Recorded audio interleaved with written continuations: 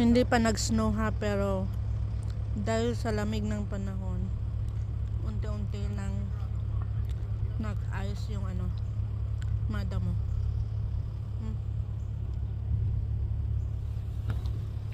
Akala ko may nag-spray dito sa damuhan.